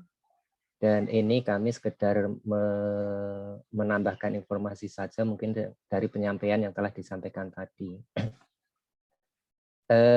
Kami mengambil paling tidak 3 hal besar yang perlu kita jadikan acuan. Yang pertama adalah tentu saja SDGs. Dan SDGs ini telah menjadi peraturan presiden di tahun 2017. Dan pemerintah selalu memberikan komitmen kepada masyarakat global setiap tahun untuk melakukan pencapaian target SDGs ini. Tadi sudah disampaikan juga beberapa tujuan yang nampaknya sangat relevan dan terkait dengan pertanyaan keluarga tadi. Ada tujuan 2 tadi tentu saja sudah disampaikan terkait dengan kerawanan pangan yang Pak Kepala Badan.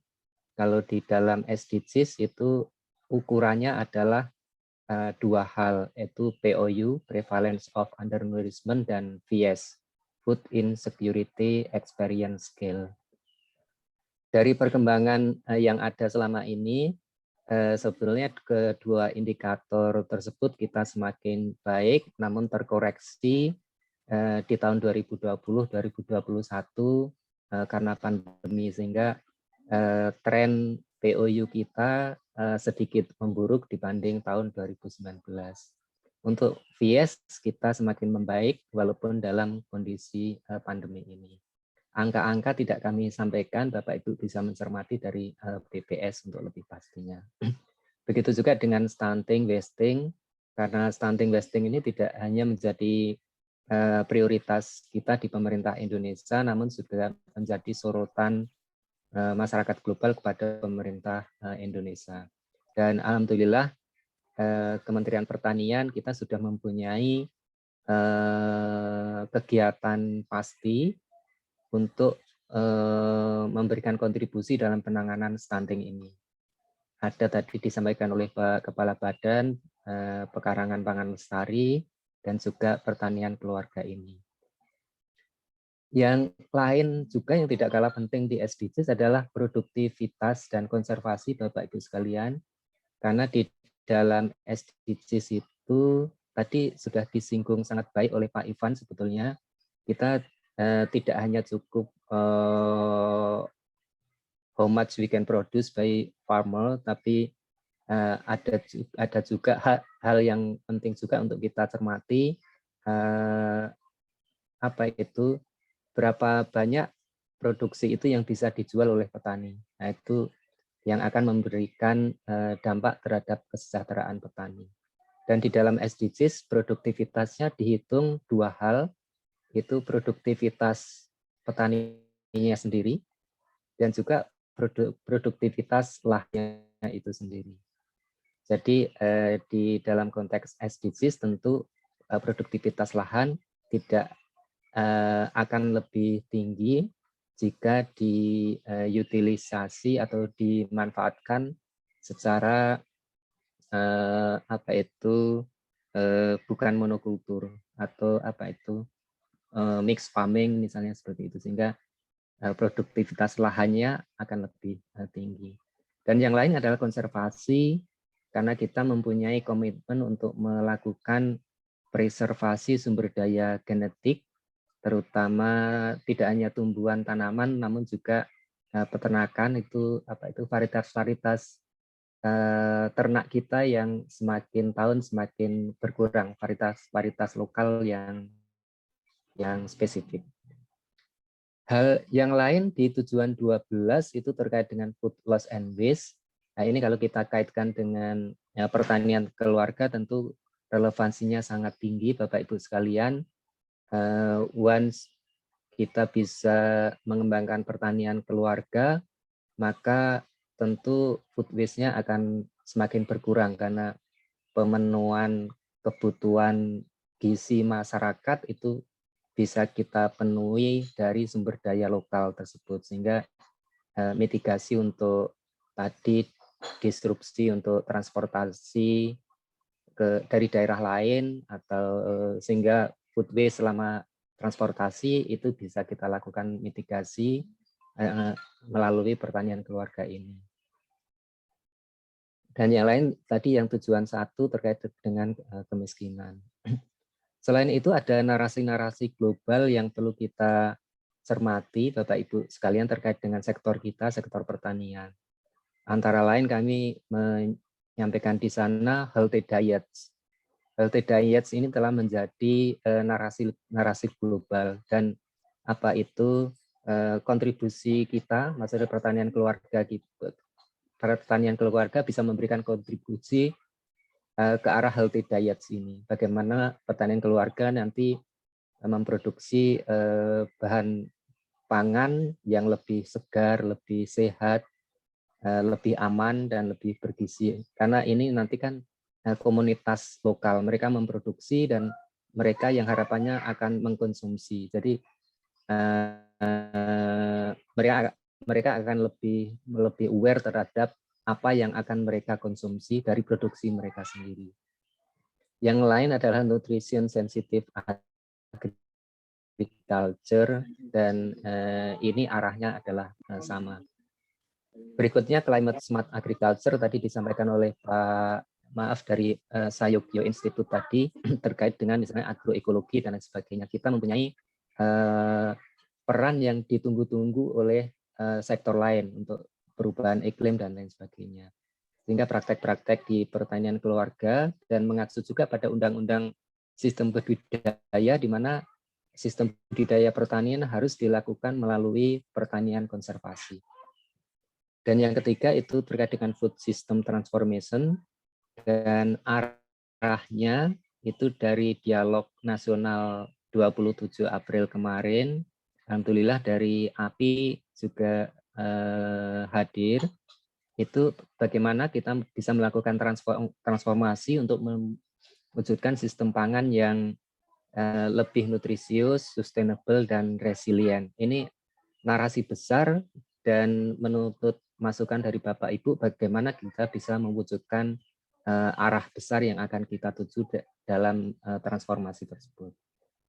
Yang ketiga tentu saja tadi menyambung yang dari Pak Sayogyo Institute maupun yang sebelumnya tadi, bagaimana kita bisa melakukan mainstreaming apa-apa yang kita pikirkan itu ke dalam langkah-langkah nyata.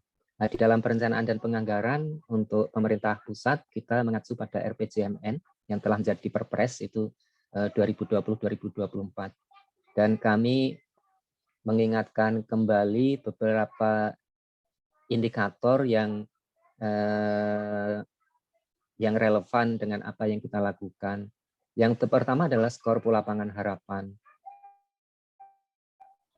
Ini hampir di seluruh daerah, baik itu perkotaan maupun perdesaan, itu kita masih kekurangan untuk proporsi tingkat konsumsi protein, baik dari ternak susu maupun ikan, tingkat konsumsi sayuran, buah-buahan, kacang-kacangan, dan umbi-umbian.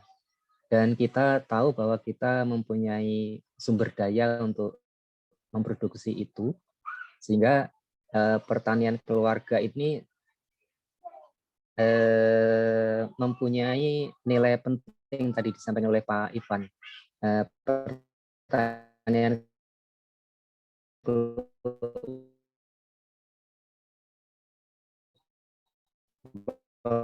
keluarga tidak mencari. Pentingnya apa? Salah satunya adalah bagaimana pertanian keluarga ini bisa memperbaiki skor pola pangan harapan di tingkat keluarga itu sendiri. Yang kedua di RPJMN ada juga, ini nanti terkait dengan pangan-pangan lokal, ternak-ternak lokal, dan lain sebagainya. Dan keempat, modernisasi. Modernisasi ini tidak hanya diarahkan untuk mencapai efisiensi efektivitas produksi, namun juga menjadi wahana kita untuk melakukan regenerasi petani, karena dengan modernisasi maka atraksi pemuda perdesaan ke sektor pertanian harapannya bisa lebih ditingkatkan. Dan yang keempat adalah kesejahteraan petani terkait dengan NTP, pendapatan tadi, dan juga yang disampaikan oleh Pak Ivan tadi, proporsi sebetulnya berapa yang dijual dari produksi mereka itu menjadi hal penting untuk bisa kita cermati juga. Bapak Ibu sekalian, kita telah melaksanakan Food System Dialog Nasional Sistem Pangan pada 27 April, dan untuk seluruh action track dari 1 sampai 5 ini kita sudah memperoleh masukan-masukan dari Bapak Ibu sekalian. Dan salah satunya adalah ini tadi yang menjadi pembahasan kita ini, pertanian keluarga. Ini tidak hanya pertanian keluarga, tapi juga pemanfaatan pekarangan, juga urban farming di sana. Dan ini adalah masukan-masukan dari Bapak Ibu sekalian pada dialog tersebut. Sehingga nantinya apakah pertanian keluarga ini bisa menjadi one of our game changers untuk melakukan transformasi sistem pangan. Ini menjadi amanah yang besar bagi kita di pertanian keluarga. Tentunya untuk melakukan hal tersebut, rencana aksi menjadi hal yang penting. Jadi apa yang kita pikirkan itu benar-benar bisa kita wujudkan dalam langkah-langkah yang nyata. Untuk rencana aksi, dan ini pasti sudah diacu oleh Bapak Ibu sekalian, dan sekedar mengingatkan saja tentang Global Action Plan 2019-2028, terutama Bapak Ibu dari FAO dan IFAD yang memfasilitasi ini tentu saja, dan di dalam dokumen itu telah ada rincian-rincian aksi untuk seluruh pilar tadi, yang pilar 1 sampai pilar 7, termasuk juga target-targetnya.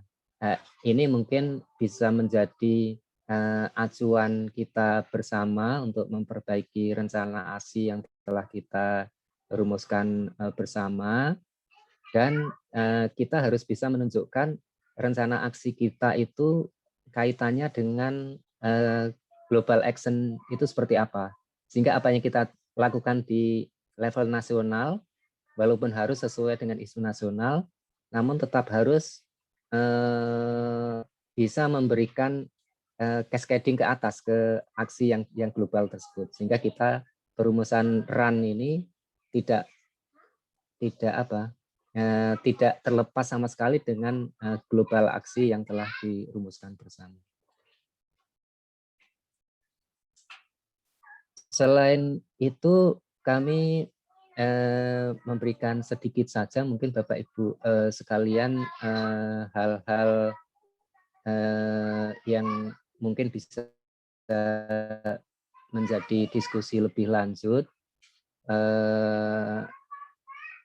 Seandainya kita bisa merumuskan, dan saya yakin ini sudah dilakukan, di setiap pilar itu kita merumuskan indikator-indikator yang sesuai dengan target kita di level nasional dan target di level global.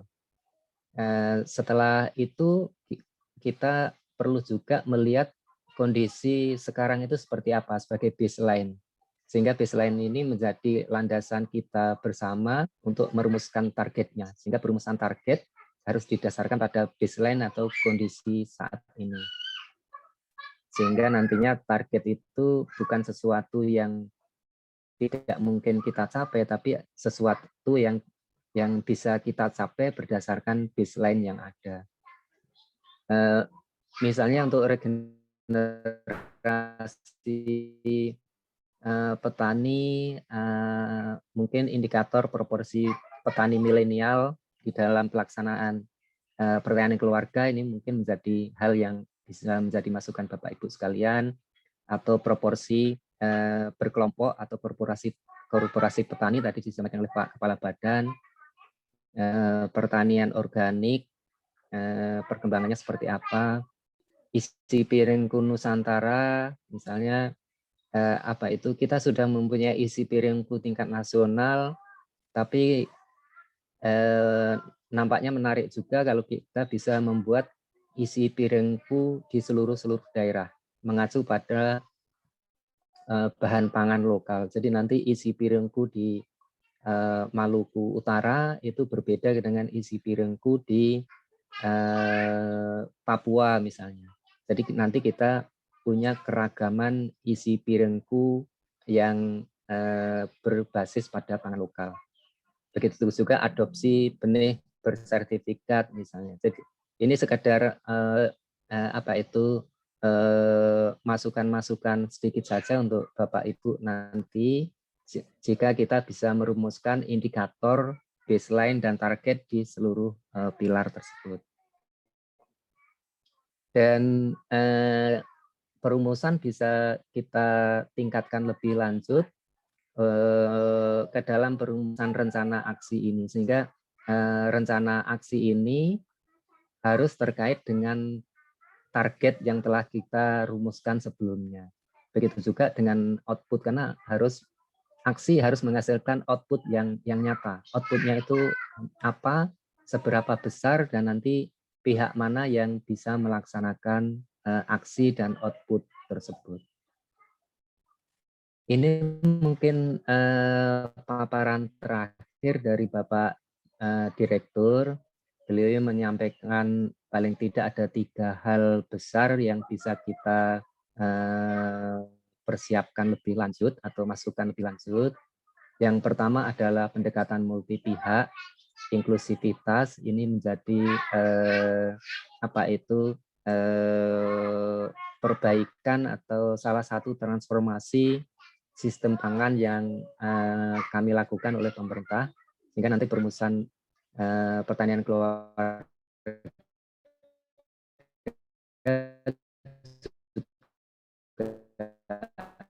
harapannya bersifat multi pihak. Asli Bapak Ibu di perikanan, di kehutanan dan lain sebagainya akan sangat berarti. Yang kedua adalah data, karena pertanian keluarga mempunyai definisi yang walaupun belum mengerucut secara 100%, tapi sudah mempunyai definisi yang disepahami bersama, sehingga perlu data-data pertanian keluarga itu di kita ada berapa, berada di mana, dan itulah yang sebaiknya menjadi manfaat. Tadi disampaikan oleh Bapak Kepala Badan, alhamdulillah kita sebenarnya sudah mempunyai lokasi prioritas. Lokasinya ada di mana? Lokasinya adalah di daerah-daerah rawan pangan. Langkah selanjutnya, setelah ketemu daerah rawan pangan, maka kita perlu mempunyai data geospasial keluarga yang melakukan pertanian keluarga itu berada di mana secara spasial. Jadi mereka itulah nanti yang perlu menjadi target penerimaan manfaat kegiatan kita. Dan terakhir, sistem MONEF reporting, agar nanti apa yang kita lakukan itu selalu bisa kita lakukan pemutakhiran dan juga pelaporan kepada khalayak yang lebih besar. Sementara itu Pak Pri, mohon maaf jika terlalu banyak menyita waktu yang dialokasikan. Assalamualaikum warahmatullahi wabarakatuh. Ya, terima kasih Pak Jarod Indarto mewakili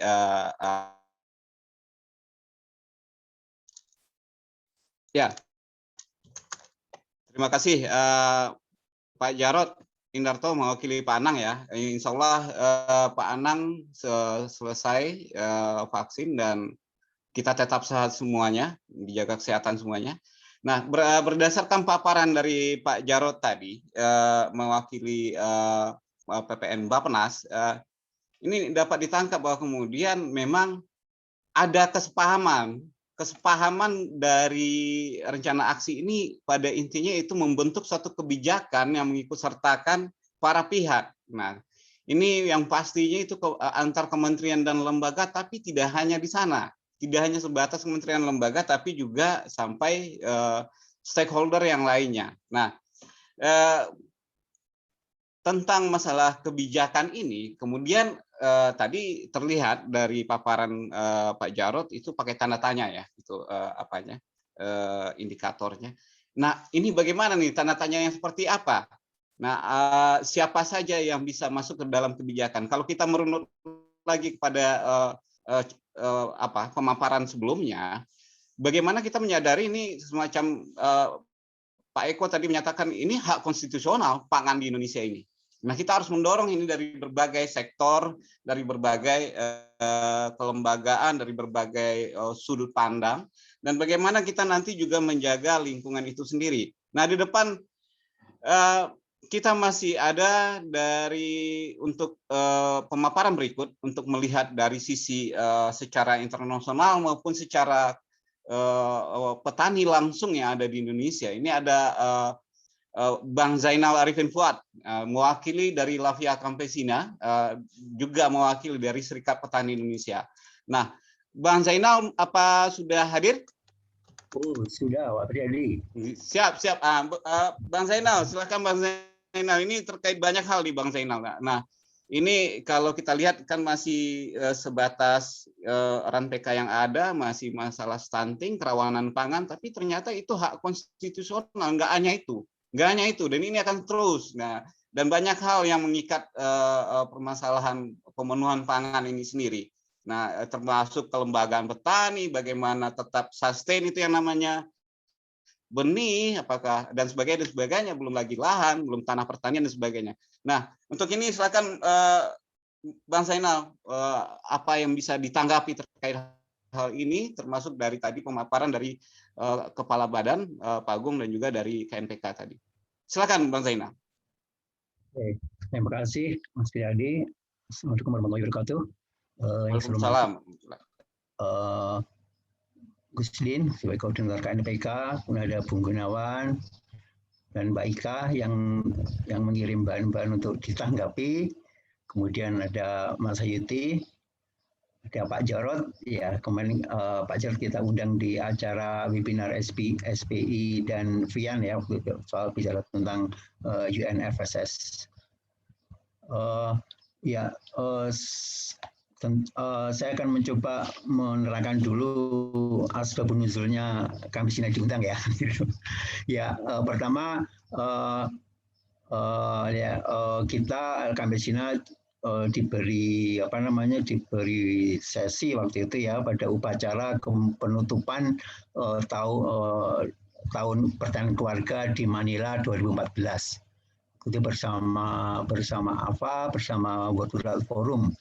Kemudian SP juga aktif waktu itu di KNPK ya, sempat kita melakukan penelitian tentang pertanian keluarga. Nah, kemudian 2019 Lavia Campesina menjadi salah satu Global Steering Committee dari pertanian keluarga, Digital Family Farming. Jadi ada Lavia Campesina, kemudian ada World Rural Forum, di situ AFA dan API sebagai anggotanya, dan World Farmer Organization. Nah, kemudian 2019 kita rame-rame jebol desa untuk pembukaan Digital Family Farming di Roma. Kalau nggak salah Juni 2019, di situ hadir Bapak Sekjen Kementan, masih Pak Syukur kalau nggak salah waktu itu ya, mewakili Indonesia untuk presentasi tentang pertanian keluarga. Kemudian ada juga dari Costa Rica sebagai pengusung pertanian keluarga. Dan kemudian Lavia Campesina terus tancap gas untuk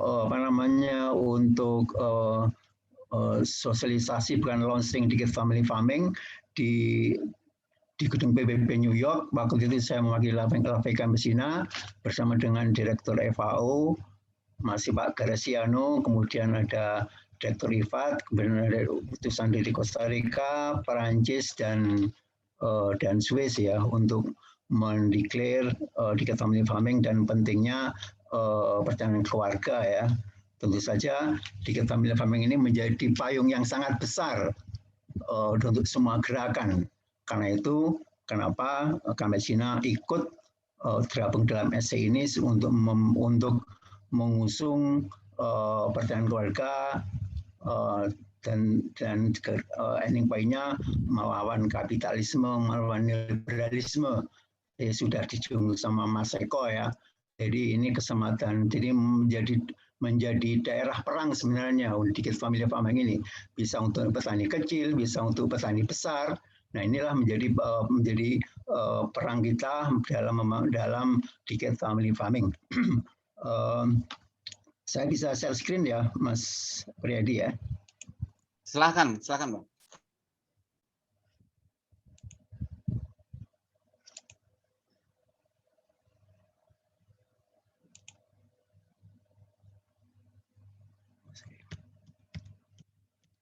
Ya, ini apa namanya?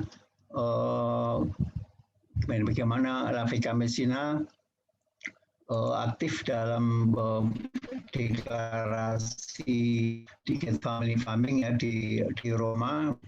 Ini pas puasa, ini 2019, puasa yang lama, dan di situ kita mendeklar bahwa ya kalau pertanian keluarga itu melibatkan organisasi petani, atau istilah kita di slogan kita, nothing about us without us. Jadi jangan bicara pertanian keluarga kalau tidak melibatkan petani kecil, atau yang dilibatkan malah yang korporasi atau yang NGO. Inilah pentingnya kita harus di garda depan dalam penerapan Decade Family Farming.